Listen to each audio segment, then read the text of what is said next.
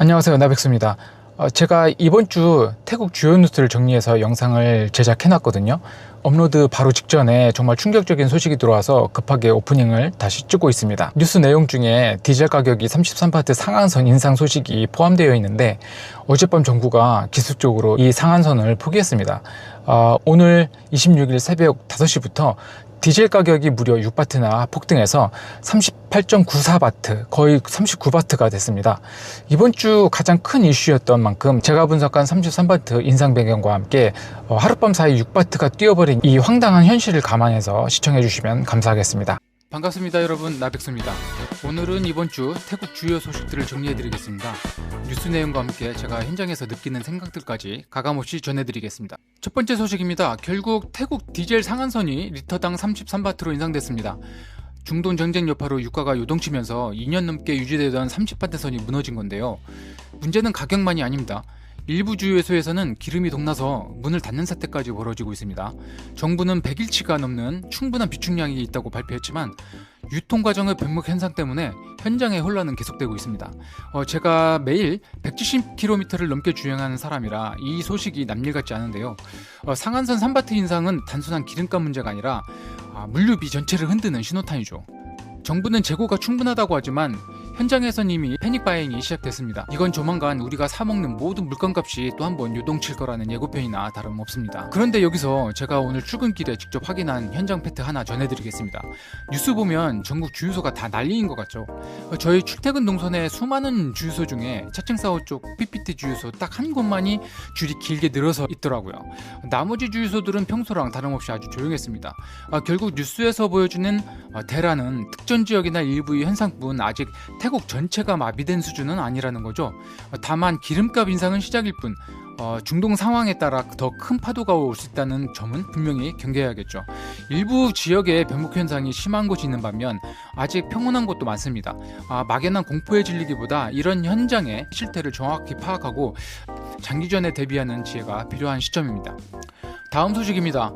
연료비가 오르니 밥상 물가도 비상입니다. 계란 하나값이 3.4바트까지 치솟았고 돼지고기와 채소 가격도 줄줄이 인상 중인데요.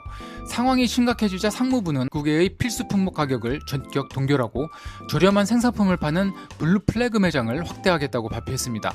뉴스만 보면 지금 태국 물가가 무너질 것 같은 분위기죠. 그런데 여기서 재밌는 포인트가 하나 있습니다.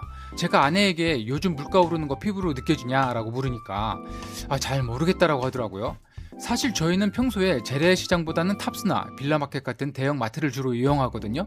뉴스에서는 물가 폭등으로 비상이라는데 정작 이런 프리미엄 마트 체인에서는 가격 변동이 그렇게 크게 와닿지는 않는 것 같습니다. 결국 이번 위기 직격탄은 서민들이 이용하는 재래시장과 노점에 집중되었다는 소리겠죠. 경제적 계층에 따라 체감하는 고통의 무게가 다른 현실, 참 씁쓸한 대목입니다. 태국뿐만 아니라 이웃 나라들도 에너지 전쟁 중입니다. 필리핀은 에너지 절약을 위해서 주 4일 근무제를 도입했고 미얀마는 차량 홀짝제를 시행하고 있습니다. 태국 정부도 공무원 재택근무를 권장하고 에어컨 사용량을 줄이기 위해 자켓 벗기 캠페인을 벌이는 등 고육지책을 내놓고 있습니다. 태국 주변의 나라들은 주 4일제 홀짝제까지 정말 전쟁터가 따로 없습니다. 태국도 자켓 벗기 같은 캠페인을 하고 있는데 사실 이건 임시 방편일 뿐이죠.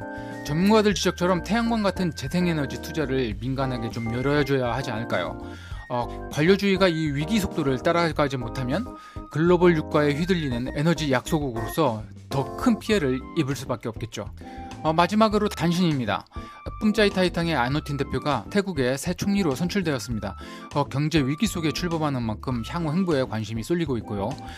촌부리 동물원의 슈퍼스타 아기하마 무댕의 우리에 한 관광객이 무단 침입하는 사건이 발생해서 동물원이 강력 경고에 나섰습니다. 정치권은 결국 실용주의를 택하며 아노틴 총리 시대를 열었습니다. 이 어려운 경제 난국을 어떻게 풀지가 숙제겠죠.